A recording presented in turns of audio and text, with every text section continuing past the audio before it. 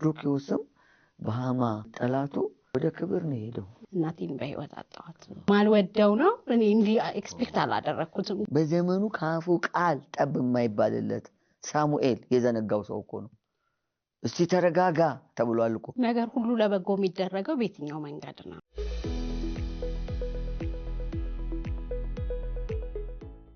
አንሳቸው 7 ነጥቦች በዚህ ጉዳይ ላይ ያው እንዳልከው ዮሐንስ 8 ላይ ያለችው ሐሳብ ቀጥሎ ላለው ለሚመጣው ክብር ወደዛ ያንደረደሯት እንደነበር አይደል ወደዛ ወሰዷት ሌላ ዳይሜንሽን ውስጥ ገባች ማለት ነው አዲስ ህይወት ውስጥ ገባች ማለት ነውና ስለዚህኛም እንደዚህ የሚገፉን ሰዎች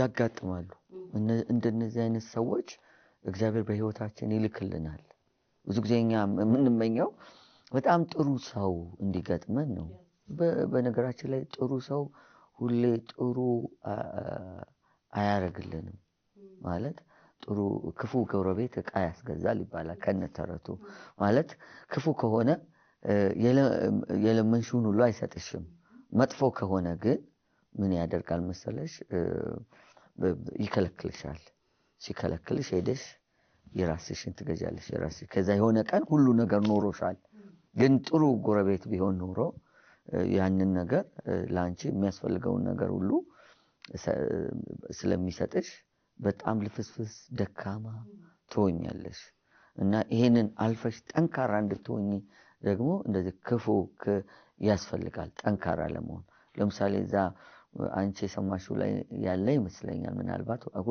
ሁለት ቦታ እንዳለ ዩቲዩብ ላይ ቃል አንዱን ሰምተሽዋል ወይ ሁለቱን ከሰማሽ አንደኛው ላይ ለ14 አመት የኖርኩባቸው አከራዮቼ በጣም ጥሩ እንደነበሩ ተናግሬያለሁ የመጨረሻ ጥሩ ዘመዳን ወዳጆቼ ሆነዋል በቃ ልጃችን ነው የሚሉኝ ራሱ ሲያገኙኝ በቃ እንዴት እንደሚሆኑ ልክ ልለቅ ነው ስል ራሱ እንዴት በቃ እስከ ህመም ድረስ እንደሆኑ አይቻለሁ በጣም ከልባቸው አዝነዋል 14 አመት እኔም በጣም እንዴት እንደምወዳቸው እንዴት እንደማከብራቸው እንደው ለትምህርት ቢሆን እንደው ቤታቸው እንደገና አድሰው ሰርተው እስኪጨርሱ ድረስ ለወራት ቤት ኪራይ ወጥቼም ከፍያለሁ ምናልባት ቤት ከለቀቀ በኋላ ቤት ኪራይ ሲከፍል ይቆይ ለምን ብትይ ስለ ጥሩነታቸው እኔ ውለታ እየዋልኩላቸው አይደለም ጥሩ ስለሆኑ ቤታቸውን ሰርተው እስኪጨርሱና ሌላ ሰው ማለት ለኔ ብለው እነሱም ተጎዱ ማለት ቤቱን በደንብ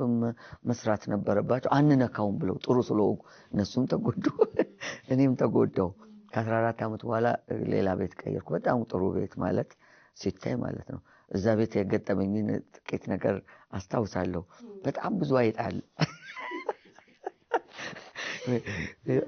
አይጣልወድም የመጨረሻ ያገዳደል አይነት ነው የገደልኩት በምን በቃ ጻድቅ ለእንስሳ ነፍስ ይራራል ምናምን የሚለው እኔና አይጥ መካከል ባለው ግንኙነት አይሰራም እላለሁ ብዙ አይነት አገዳደል በቃ በፈላዋ በቀዝቃዛዋ አንዴ ኮርኒሱ የቡጀዲ ምናምን ስለሆነ እንዲህ ሲሄዱ ግራቸው ምናምን ይታየኛል አንዴ ሆነ በጣም ስለሚያበሳጩኝ ከኔ ካንተ አይጠበቅም እንዳት ተመልካቾችም ይቅርታ ያረኩትን ሲሪንጅ በስነ ስርዓት መርፌ ገዝቼ ሻማ አርጌ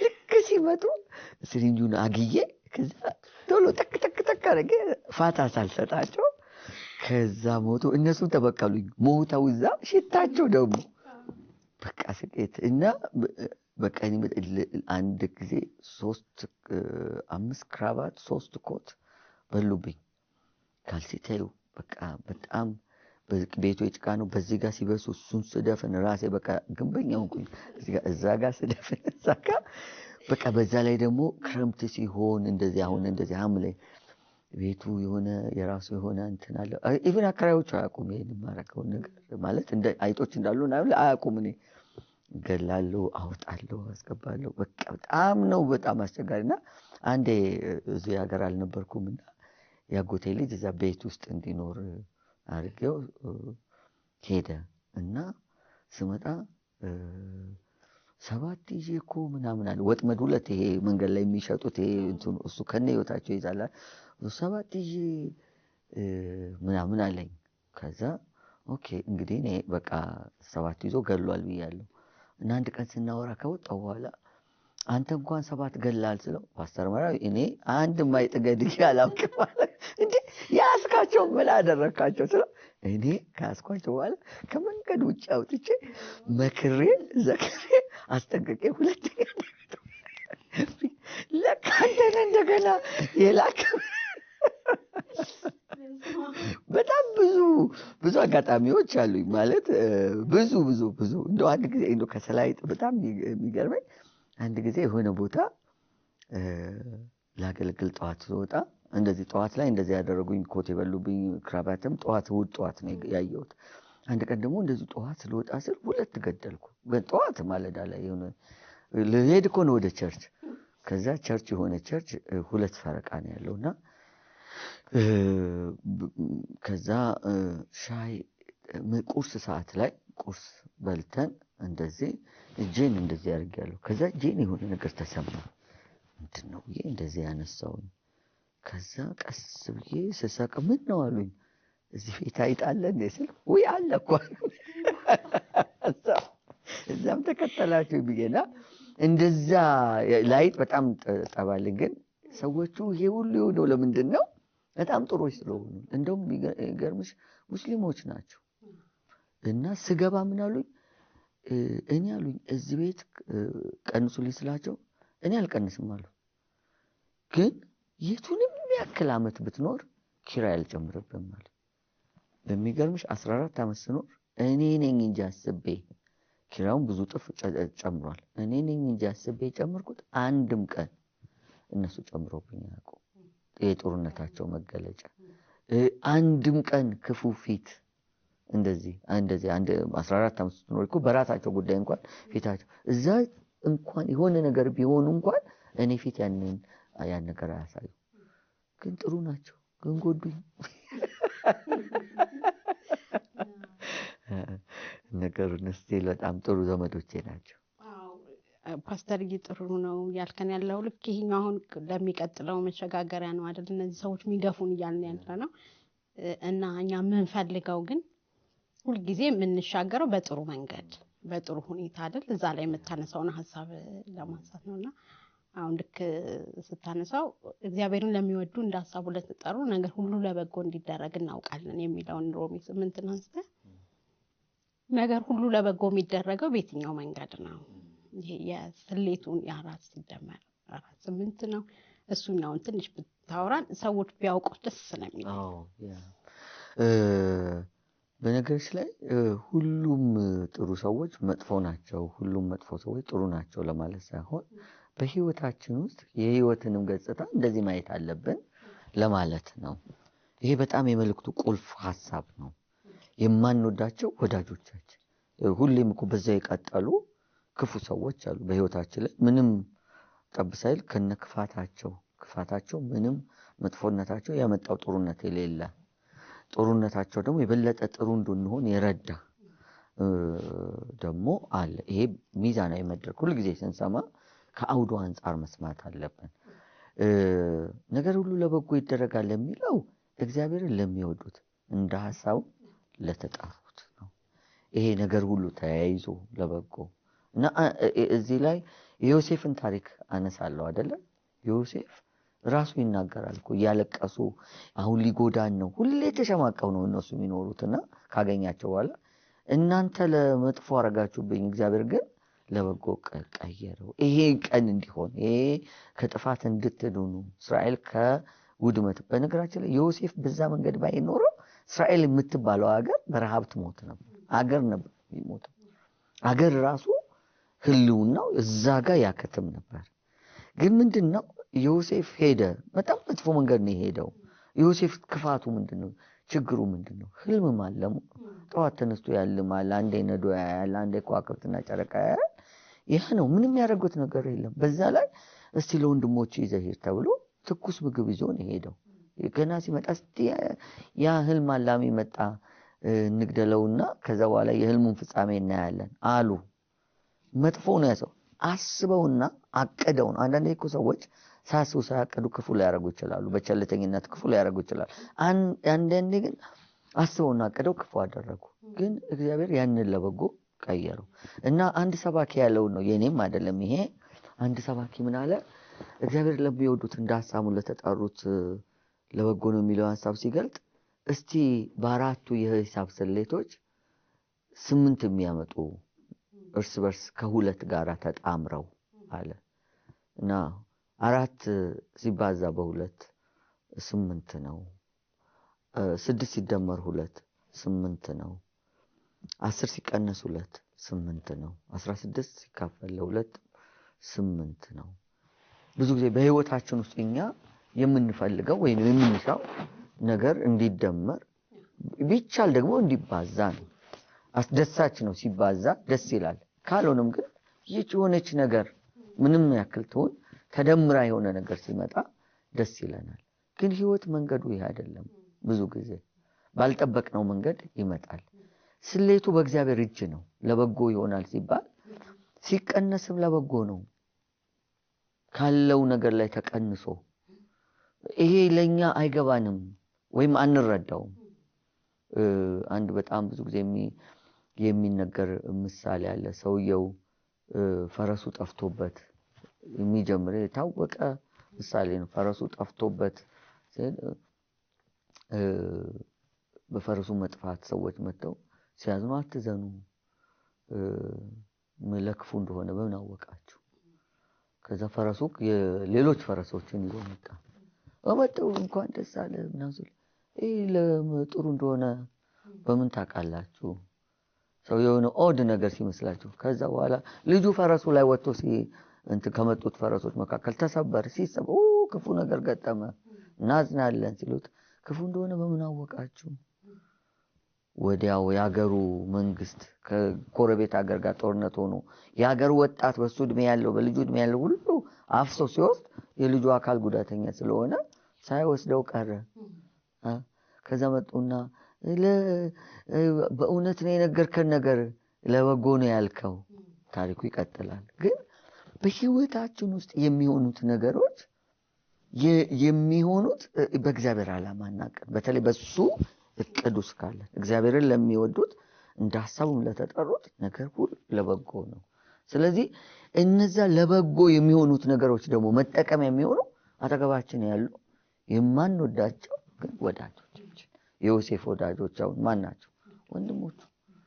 ዮሴፍ ተራ ልጅ ነበር የሚሆነው። ጠቅላይ ሚኒስትር አይሆንም ነበር፣ ፕሬዚዳንት አይሆንም ነበር፣ ወይም ደግሞ ያ ስልጣን አያገኝም ነበር።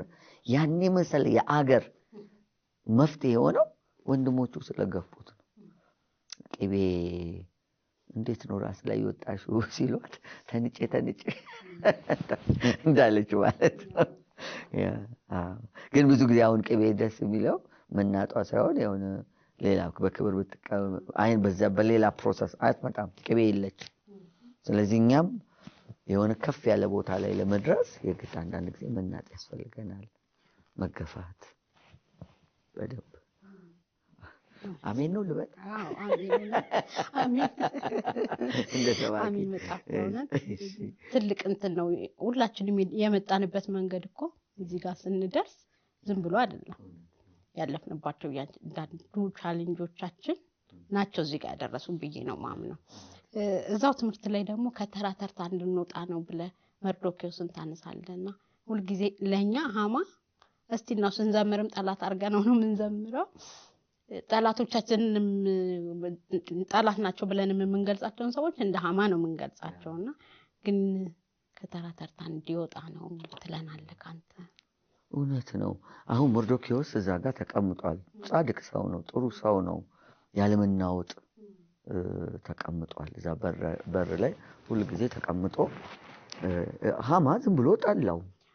አንዳንድ ሰዎች እንዲህ ናቸው። ዝም ብሎ ይጠሉሻል፣ ተነስተው ይጠሉሻል። ወይም ደግሞ የሆነ ምንም ሳታረጋቸው እኮ ነው። እና እንደነዚህ አይነት ሰዎች ብዙ ጊዜ እንደ ጠላት ነው የሚታሰቡት። ግን መርዶክዮስ እዛ ጋር በህይወት ውስጥ ያለመናወጥ ያለመነሳት ማለት ግልምጫው ስድቡ አላስነሳውም። መርዶክዮስ አልተነሳም፣ አደሙም አልተናወጠም።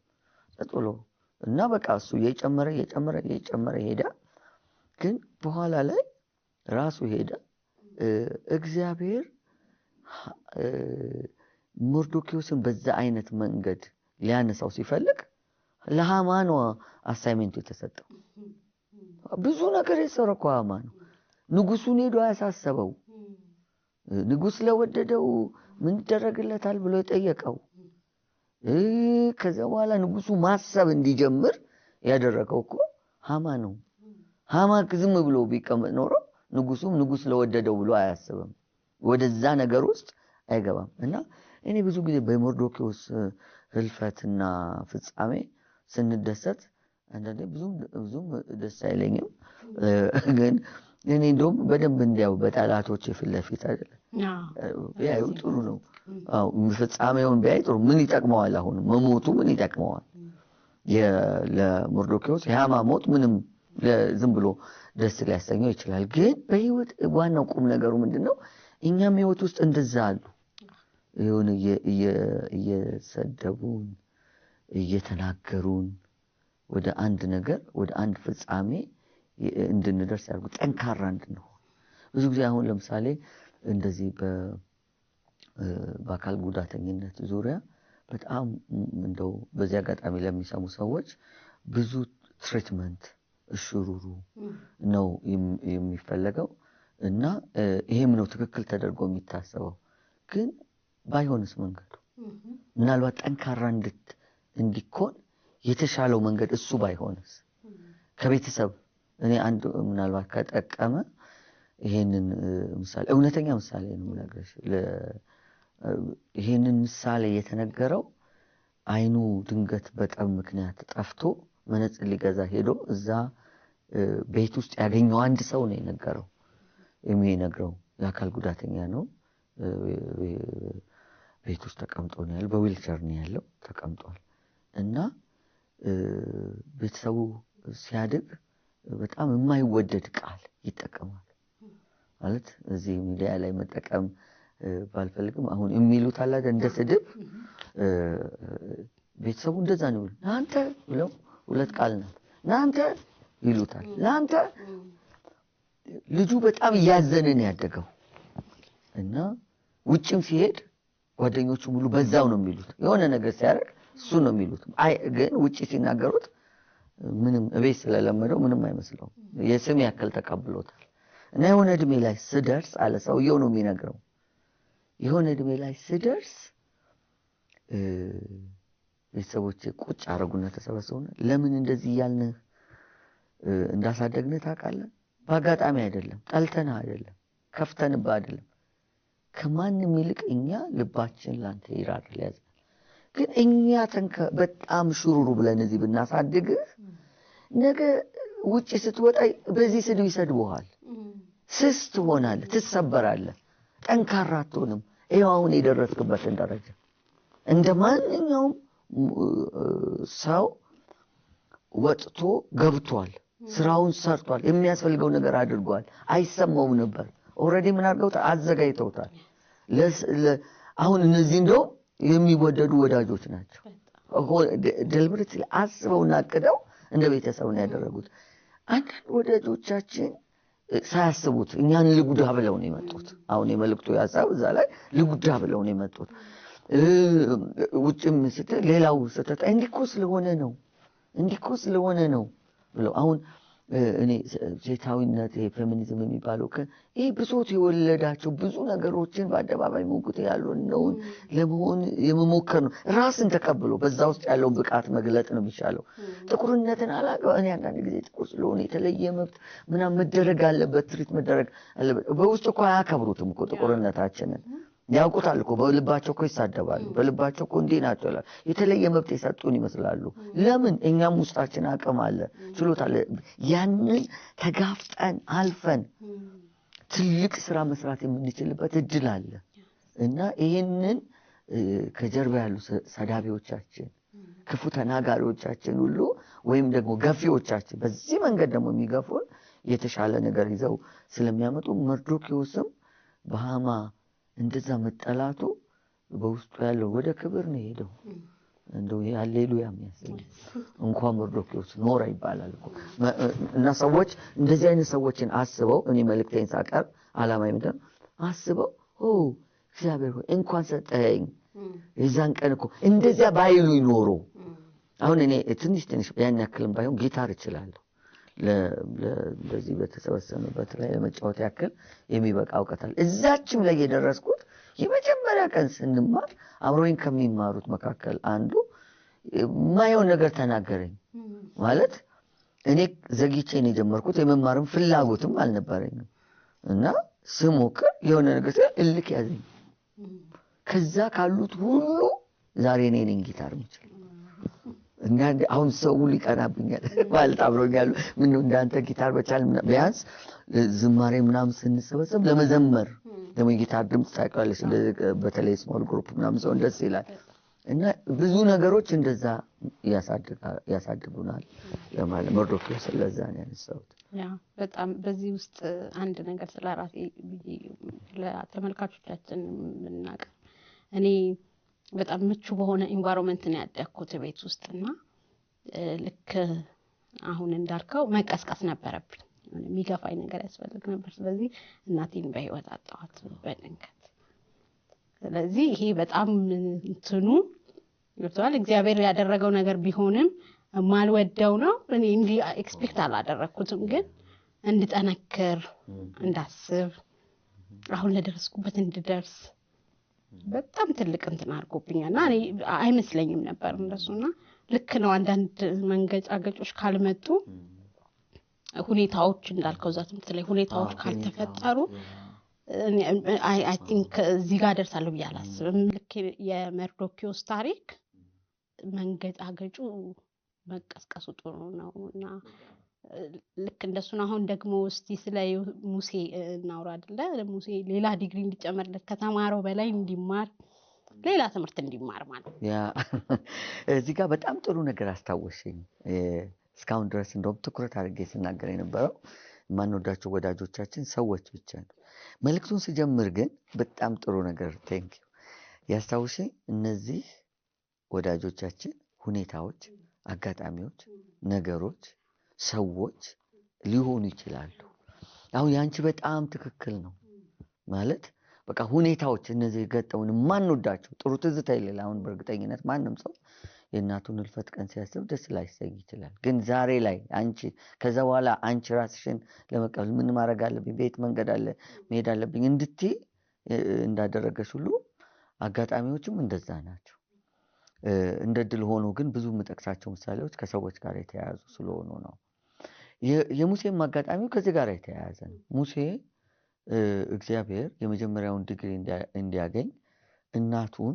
ዋነኛ አስተማሪ እህቱን አድርጎ ፍለፊት አስቀምጠለት ሙሴ ያቀናት ዝም ብሎ ወፍ ዘራሽ አይደለም ስለ እስራኤል ቀንቶ ዘመዶቼ ምናምን እንዴ አጠገቡ እናቱን ነው የሰጠው በብዙ እንክብካቤ ተስፋውን እግዚአብሔር ሙሴ ላይ አላማውን ሲያደርግ ትልቅ ነገር አስቀምጦበት ነው አንድ እግዚአብሔር ቃል ተናጋሪ አንድ ጊዜ ሲናገር ሙሴ በ3 ወሩ ባህር ላይ ሲጣል ሰዎች የሚያዩት አንድ ተስፋ የተቆረጠበት ባህር ላይ የተጣለ ትንሽ ልጅ ነው እግዚአብሔር ግን እንዲህ ሲያይ ዘፍጥረት ዘጸአት ዘሌዋውያን መጽሐፍት ነው የሚያየው እነዛን 5 መጽሐፍትና በ5ቱ መጽሐፍት ውስጥ ያለውን ታሪክ ነው የሚያየው ስለዚህ ሙሴ ባህር ላይ መጣል ነበረበት ገና የሚጀምረው እንደውም እዛ ላይ አላነሳው ባህር ላይ መጣል መውደቅ ነበረበት ከእናቱ ውጭ ማደግ ነበረበት ብዙ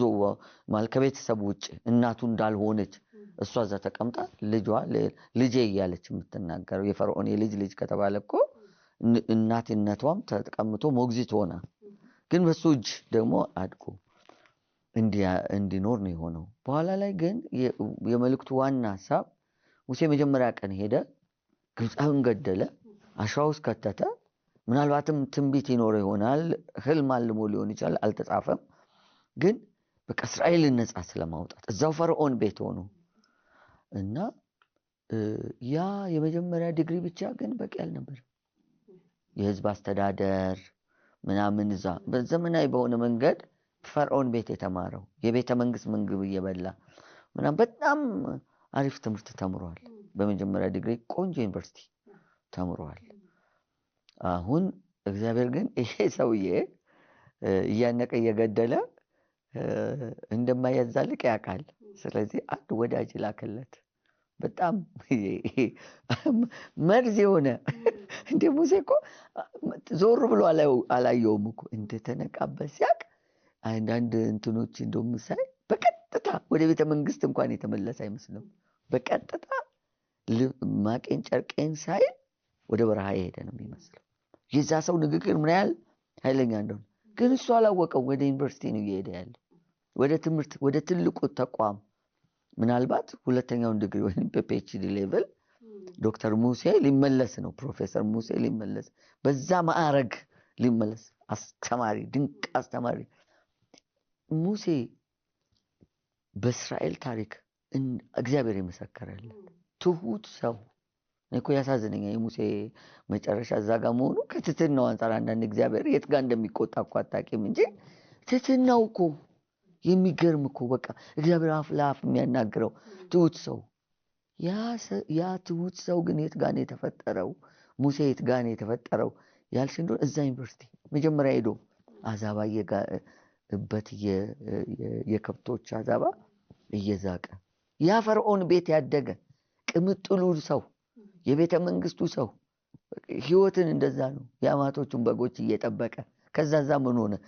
እስራኤልን የእግዚአብሔር በግ የሆነውን እስራኤልን በረኝነት ከመጠበቁ በፊት ሙሴ በጎችን እንዴት መጠበቅ እንዳለበት፣ ከብቶችን እንዴት ማስተማር፣ ግመሎችን እንዴት፣ ፍየሎችን፣ ብዙ አይነት ባህሪ ያለው ነው እና ያንን ማየት ነበረበት። እና ሙሴ አሁን እስራኤላውያን እኮ ማለት ሙሴ እኮ ያ ዘመን አይደለም የሚገልጠው። አንድ እስራኤላዊ እኮ ብትጠይቀው ካሏቸው 3 ትልልቅ ሰዎች ከዳዊት ከአብርሃም፣ አብርሃም የዘራቸው መገኛ ነው፣ ዳዊት መንግስት የሰጣቸው ነው፣ ሙሴ ከባርነት ነፃ። እንደ ሙሴ እኮ የሚያከብሩት የለም። እግዚአብሔር እኮ መቃብሩን ኢቭን እስኪሰውረው ድረስ በቃ ሙሴ በጣም እኮ ልዩ ሰው ነው። ሄዶ እኮ ለኢያሱ ሲያረዳው ባሪያዬ ሙሴ ሞቷል ሲለው የሙሴን ሞት ለመቀበል እግዚአብሔር ራሱ ካላራዳ ማንም አይቀበል። ራሱን ሰወረ እኮ መቃብሩ። ለምንድን ነው መቃብሩ ቢኖር ብዙ ሰዎች እንደሚስማሙበት እስራኤላውያን ያለ ጥርጥር ያመልኩት ነበር። ሙሴ እኮ ከኢየሱስ ጋር የተጣሉበት የሙሴን ሕግ ንቋል ብለው ነው። እንዴት እንደሚያከብሩት፣ እንዴት እንደሚወዱት፣ ምን አይነት ሰው ይሆኑ። ያ ሰው ከየት ነው የወጣው? አንድ ቀን ያ ሰውዬ አንተ በእኛ ላይ ሹምና ፈራጅ አድርጎ የሾም ማን ነው? ግብፃዊን እንደገደልክ እኔንም ልከለኝ ነው? ትናንት እኮ ያረከውን ሰምተናል በማለቱ ምክንያት ልቡን ሰብሮት ነው ለተሻለ ዲግሪ በቃ። ስለዚህ ያ ግሩሙ ጀነራል በዩ ዶክተር በዩ ማዕረግ የፈለግሽውን ብትሰጪው የማይመጥነው ሙሴ የተሰራው ግን እዛች ተርኒንግ ፖይንት ላይ ነው። ያንን ነው እና የተሻለ እንድንማር ያደርጉናል፣ የተሻለ ብቃት እንዲኖረን ያደርጉናል ነው። የሙሴን ታሪክ ስታነሳ የአዋጅ መውጣቱ ራሱ ሙሴ እንዲጣል እንዲያደርገው ሁኔታው ራሱ ወደዚህ እንዳመጣ ሁኔታዎቹ ግጥ ነው። ትምህርት ነው። በጣም ተመልካቾቻችን ትልቅ ትምህርት እያገኙ እንደሆነ በጣም ነው። ሌላው የተደበቀው ማንነታችንን ለማውጣት ነው ብለናል እና ያንን የተደበቀው ማንነታችንን ለማውጣት እነዚህ ሰዎች መምጣት ነበረባቸው። እንደው እግዚአብሔር ቢፈቅድ እንደው ደስ በሚል እንግዲህ አያስፈልግም ፓስተር። እሱ ላይ ዳዊት ነው አይደለ? ካለፈ ማን ነው ጎልያድ? አዎ ዳዊትን አስቢው፣ ምስኪን ዳዊት እኮ በጣም የሚያሳዝን ሰው ነው። ለምሳሌ አባቱ በቃ አንድ ምስኪን በግ ጠባቂ ነው እና ሂድ በግ ጠብቅ፣ አያውቀውማ፣ ተሰውሯል። ዳዊት ምን እንደሆነ ይሄ የሚገርም ሰው ተደብቋል። ጎረቤት አያውቀውም ማን እንደሆነ። ምክንያቱም ጠዋት ወጥቶ ማታ ነው የሚገባው። ይሄ አባቱ ጭካኔ ይገርመኛል። ለድብና ለአንበሳ ራቱን አስይዞ ልጁን የሚልክ ነው። ድብና አንበሳ ጋር ስታገልኩ ቀላል አይደለም። ጎረቤት ሰፈር አያውቁትም። ከወንድሞቹ የተሰወረ ነው። አንተ ልብህን ክፋት እናውቃለን፣ ትዕቢተኛ፣ ያለ አቅም የምትንጠራራ የተባለ ሰው ነው። እኔ እኮ የሚያሳዝነኝ ዳዊት በዘመኑ ከአፉ ቃል ጠብ የማይባልለት ሳሙኤል የዘነጋው ሰው እኮ ነው። እስቲ ተረጋጋ ተብሏል እኮ። እግዚአብሔር ባያስቆመው እኮ አንዱን ቀብቶ ይሄዳል። ሌላ ልጅ የለም እስቲ ምናምን አንድ አለ ምናምን እስኪል ድረስ በዘመኑ ስለ ነብዩ ስለ ሳሙኤል የተነገር ከአፉ ቃል ጠብ አይስትም። ሻርፕ ሹተር የሚባል አይነት ነብይ ነው። በቃ ምንም የማይስት እሱ የሳተው ሰው ተመልከች። በአባት አለመታወቅ፣ በወንድሞች አለመታወቅ፣ በነቢይ አለመታወቅ፣ በሰፈር ሰዎች አለመታወቅ፣ ከዚህ የበለጠ መሰወር ምን አለ? ይህ ብቻ እኮ አይደለም፣ መንግስት አያውቀውም። ስለዚህ መንግስት እንደ ግለሰብነት ብቻ ሳይሆን እንደሱ እድሜ እውቅና አልሰጠም። ለሱ እድሜ የሚሆን ለሱ ተክለ ቁመና የሚሆን ዩኒፎርምም የለውም። ሲፈለግ የሳውል አንስቶ ሲሰጠው በቃ ሌላ እኮ በሱ ቢሆን ኖሮ አምጥቶ ይሰጣል። የለም፣ ጠላትም አያውቀውም። ሙልጭ አድርጎ ሰደበው። ግን ጎልያድ ያስፈልገው ነበር። ትልቅ ነገር ማለት እግዚአብሔር በትንሽ ነገር መግለጥ አይችልም ነበር? ይችላል። ግን ትልቅ ዳዊትን የሚመጥን ትልቅ ነገር ተፈለገ። እሱም ደግሞ ጎልያድ። ስለዚህ ጎልያድ ወጣ እና ለዛ ነው ስልክ ደግሞ ሲገለጥ ደግሞ የሰው ክፋቱ ወዲያው እልፍ እኮ አልገደለም። ወዲያው ደግሞ ሲገለጥ በከራ ግን ያ ዳዊት ያኩ እንደ ልቤ የተባለ አሁን እስራኤላውያን ሙሴን በጣም ያደንቃሉ አይደል? እግዚአብሔር ደግሞ በጣም ሲያደንቅ ሁሉንም ሲያደንቅ ሰምቻለሁ። ዳዊት እኔ ዳዊት ስርና ዘር ነኝ። ያን መሰለ ኃጢአት ሰርቶ እግዚአብሔር ያልገፋው ሰው እኮ ነው ዳዊት። ያን መሰለ ያን የሚያከለን ያው ዳዊት ዘመዴ ቢሆን ዘመዴ ነው ለማለት ራሱ በጣም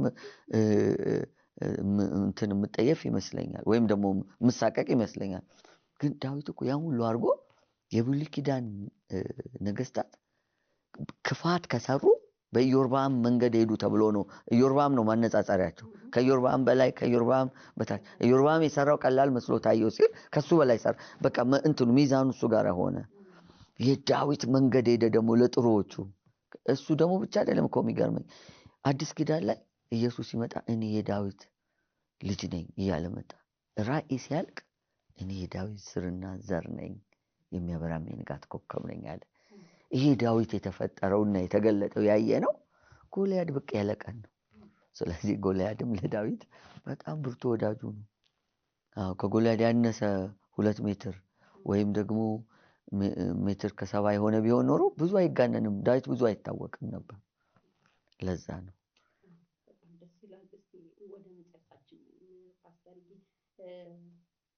ቅንነታችን እንዲገለጥና ለተጠራቀቀበት የሚለው ዛት ነው። አቤት አሁን ቅንነት የሚባለው ትምህርት አሁን ላይ ከበድ ያለ ይመስለኛልና ቅንነታችን እንዲገለጥ እነዚህ ሰዎች መምጣት አለባቸው። ሁኔታዎችም ይችላሉ ነገሮች ሊሆኑ ይችላሉ ማለት ነው። እዛ ትምህርት ላይ እንደምታነሳው ያው ያችን ታምጣታለህ። የመጀመሪያው ዳንኤልን ነው አይደለ የማነሳው። ከዳንኤል በፊት ዳንኤል ለምንድን ነው ልቤን እዛ ጋር የገዛኝ ብትይኝ፣ ዳንኤል አንበሳ ጉድጓድ ውስጥ ሆኖ ንጉሱ ሲመጣ በሰው እንደተጣለ ያውቃል። ሸፍጥ እንደነበረ ክፋት እንደነበረ ያውቃል። እኛ ብንሆን ምንድን ነው የምናደርገው? እግዚአብሔር ይኸው ጠላቶቼን ረፍርፎት ምናምን ነው የምንለው። ይሄው ምንም አልነኩኝም። አንበሳ ላይ እኮ ነው የተጣሉ። የአንበሳዎቹ ክፋት እኮ ከሱ በኋላ የተጣሉት ሰዎች ላይ ታይቷል፣ ተገልጧል። አናስበውም። እነዚህ ሰዎች ቢጥሉንም አንበሳ እኮ አልበላውም፣ ክፉ እኮ አላደረገበትም። አንበሳው በሱ ላይ አቅም አላገኘም። በቃ አብረውት ነው ያደሩት። ክፉ ሰዎች ክፉ ስላደረጉ ብቻ ክፉ ነገር አይሆንብንም። ዳንኤል ግን ምን አለ? በፊቱ የማመልከው አምላክ ዳንኤል ማንንም ለማስቀናት አይደለም የሚጸልይ የነበረው፣ ከእግዚአብሔር ጋር ነበር የሚገናኙ። የእውነትም አግኝቶታል። ቅንነትን አግኝቶብኛልን አለ። ይህን ሲል ማስረጃ የሌለው ሪፈረንስ የሌለው ሆኖ አይታየኝም። ምክንያቱም መዝሙር ላይ በቅንነት ፊቱን ታየዋለች የሚል ቃል አለ። እግዚአብሔር በልበ ቅኖች ደስ ይሰኛል። መንገዱ ነው። ቅኖች፣ ልበ ቅኖች እግዚአብሔርን ያዩታል። የብጽዕና ትምህርት እኔ የብጽዕና አንቀጸ ብፁዓን እነዚህ መጀመሪያ ኢየሱስ የሚናገራቸው ታውቂያለሽ። በዛም መጽሐፍም ጽፌያለሁ እና የተራራውን ትምህርት ጽፍ ማለት ነው። በጣም የምመሰጠው በልብ ቅንነት።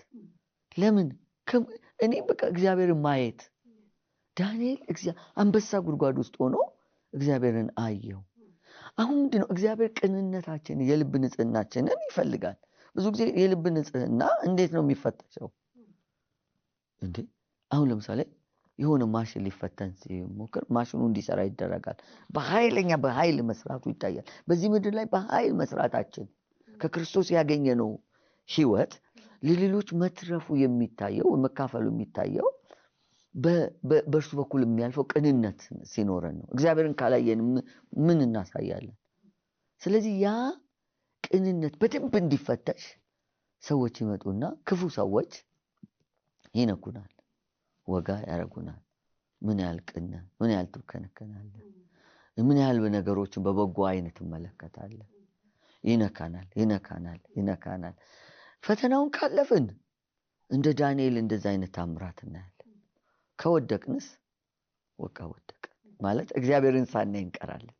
ስለዚህ እግዚአብሔርን እንድናይ እግዚአብሔርን ደግሞ ስናይ በተአምራቱ በድንቁ እግዚአብሔርን እንድናይ እንዲህ አይነት ሰዎች ያስፈልጉናል። ሌላው የመጨረሻ የጠየቅሽኝ ጥያቄ ለሌሎች ህይወታችን እንዲቆረስ እንዲካፈል እነዚህ አይነት ሰዎች ያስፈልጉናል ሲባል እኛ ብቻ የሆነ ቦታ ተቆርሰን ለሌሎች እንድንተርፍ የሚፈልግበት ስፍራ አለ። እዚህ ላይ በተለይ ክርስቶስ ራሱን ነው ያነሳሁት። ክርስቶስ እንደዚህ አይነት ክፉ ሰዎች ገጥመውታል። ይሁዳ ገንዘብ ያዥ አድርጎ ነው የሰጠው። ይሁዳ እኮ ከገንዘብ ሩቅ አልነበረም። ገንዘቡ ተሰጥቶታል እና ገንዘብ ተሰጥቶት ግን የበለጠ ይፈልጋል። እንዴት ምን አይነት እኮ ሰው እንደነበር የሚገርመኝ ያቺ ሴት ያንድን ትዳሯን የሚባለው የዓመት ደሞዝ ሊሆናት የሚችለውን ይዛ ስትመጣ ይሄ ለምንድን ነው ለድሆች ተሽጦ ያልተሰጠ ያለ ሰውዬ ነው ማለት አይተው ግድ የለም ድሆች ከእናንተ ጋር ይኖራሉ። አቤት ክርስቶስን እዚህ ጋር ሳስብ እኔ አንዳንድ ሰው እንዲም እኮ እያወቅኩ አንዳንዴ ሰው ክፉ ነገር እንዳለው ሳቅ የሆነ ነገር የሆነ ክፉ ነገር ያደረገ እዛ ጋር እኮ የሆነ ነገር ብሏል። የሆነ ለሰዎች እኮ ያደረገውን ነገር ሰምቻለሁ እኮ ምንም እኮ አውቄያለሁ እኮ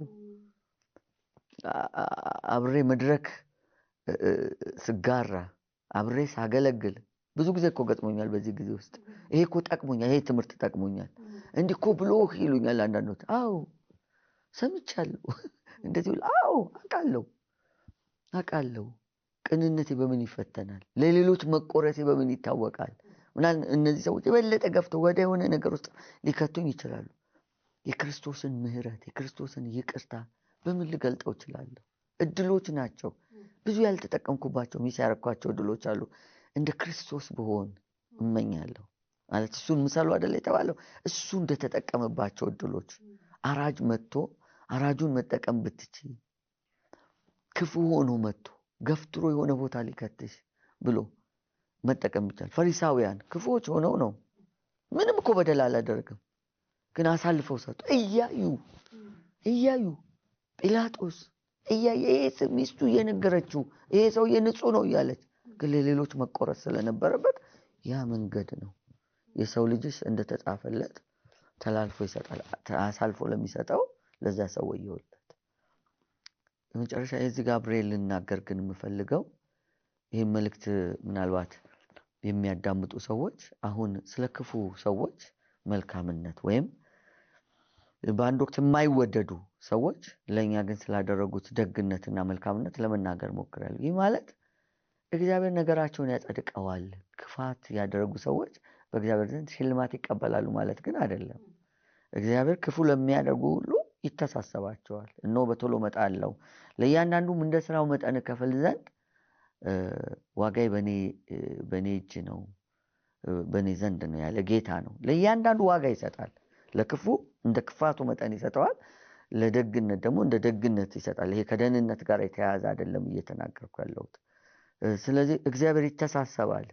በምድርም እንኳን ሲተሳሰብ አውቃለሁ። ለኛ መልካም ነገር አደረጉ ማለት ወይም ለኛ መረማመጃ ሆኑ፣ ለኛ መሰላል ሆኑን፣ ከአንድ ደረጃ ወደ አንድ ደረጃ እንድንሄድ መሸጋገሪያ ሆኑን ማለት የነሱ ስራ ይጸድቃል ግን ማለት አይደለም። ተቀባይነት በእግዚአብሔር ዘንድ ያገኛል ማለት አይደለም። ይሄንን የሰሙ ሰዎች ከሌን ጠቅሜዋለሁ ሊሉ አይችሉም። ወይም እኛም አድርገን ቢሆን ከሌን እኮ የጠቀምኩት እንዲያድርጌው ብለን መመጻደቅ አንችልም። ጻድቅ ፈራጅ የሆነ ኢየሱስ ሲሰድቡት አልተሳደበም፣ ሲመቱት አልዛተም። በጽድቅ ለሚፈርደው ራሱን አሳልፎ ሰጠ እንደሚል በጽድቅ ለሚፈርደው አሳልፎ የተሰጠ በጽድቅ ይፈረዳል ማለት ነው።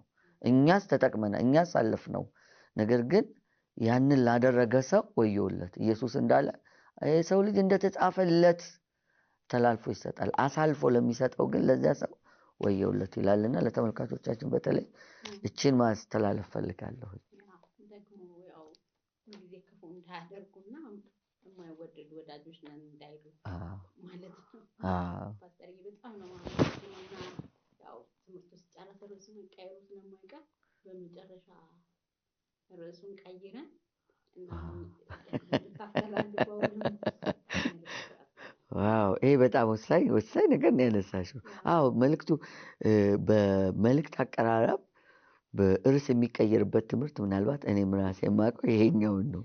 የማንወዳቸው ወዳጆቻችን ይሆንና ሁነኛ ወዳጆቻችን መጨረሻ ላይ የማንወዳቸው የሚባለው ራሱ በራሱ ጊዜ ደምዝዞ ይጠፋል እና ሁነኛ ይሆናል። ተመልካቾቻችን በጣም ነው እኔም ስላዳመጣችሁኝ የማመሰግነው። እናንተም እዚህ ይሄንን እድል ስለሰጣችሁኝ ስለ ሁነኛ ወዳጆቻችን እንድናገር ይሄንን እድል ስለሰጣችሁኝ በጣም ነው የማመሰግነው።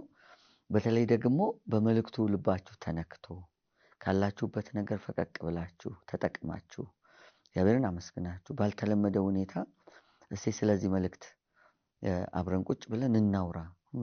እውነት እዛ ጋር የሰበከው እዚህ መሬት ላይ ያለው እውነት እዚህ ጋርም ልክ ነው ብላችሁ ስላወራችሁኝ በጣም ነው ደስ ያለኝ።